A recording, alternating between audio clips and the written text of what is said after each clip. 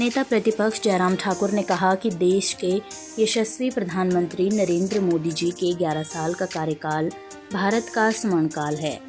प्रधानमंत्री ने गुजरात के मुख्यमंत्री का दायित्व निभाने के बाद से अनवरत एक तपस्वी की भांति देश सेवा में अपना जीवन समर्पित कर दिया है। उनके सर्वसमावेशी विकासोन्मुख नेतृत्व का परिणाम है कि आज भारत तकनीकी, सामरिक और आर्थिक महाशक्ति बनकर उभरा है। देश का कुशलतापूर्व नेतृत्व कर देश को एक महाशक्ति बनाने के लिए हम आदरणीय प्रधानमंत्री के आभारी हैं। सबके लिए बहुत गर्व का विषय है कि आज नरेंद्र मोदी जी प्रधानमंत्री के तौर पर अपने 11 वर्ष का कार्यकाल पूरा कर लिए हैं।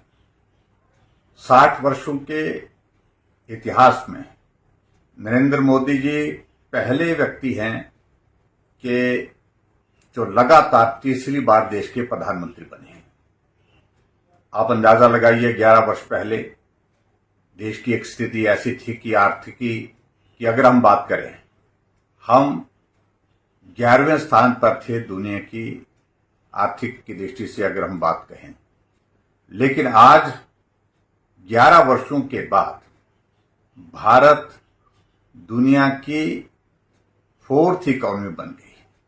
निश्चित रूप से जिस तरह से विजन के साथ हमारे देश के यशस्वी प्रधानमंत्री नरेंद्र मोदी जी ने कार्य किया, भारत लगातार मजबूत होकर के आगे बढ़ा है।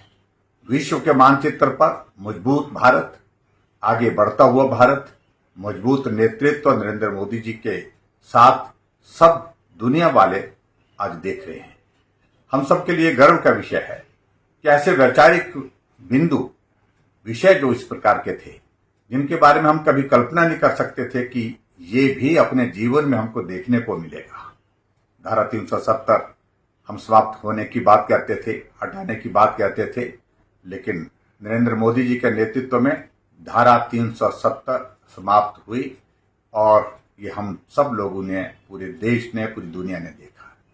भगवान रामचंद्र जी के जन्म स्थान पर मंदिर का निर्माण होना चाहिए, ये भाव था हमारा, ये हमारा वैचारिक मुद्दा था।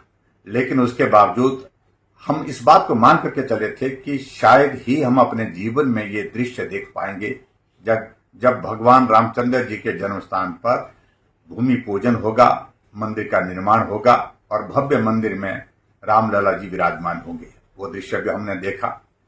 3 तलाक जैसे ऐसे मुद्दे, जिन मुद्दों पर चर्चा करना भी कठिन होता था एक समय में, हमने अपनी आंखों के सामने उसको समाप्त होते देखा।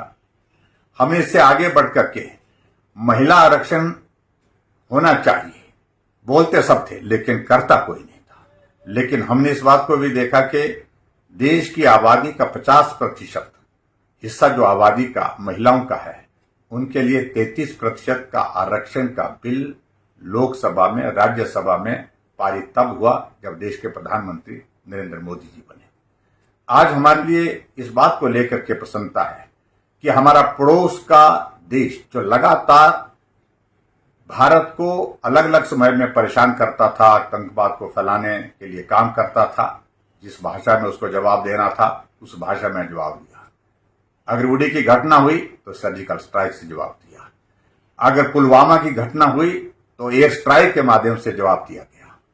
और अब जब पूरे कश्मीर घाटी में जब अमन चैन बहुत तेजी से बढ़ता जा रहा था, पहलगांव में घटना हुई जहां धर्म पूछ करके मासूम लोगों को मारा गया, उसके बदले में आपने देखा कि पाकिस्तान के आतंकवाद के ठिकाने तो तबाह किए, लेकिन उसके साथ सैन्य ठिकाने और उसके साथ साथ में जहां एयरबेस थे उनके, जो इस्तेमाल होते थे भारत के खिलाफ, उनको तबाह कर दिया।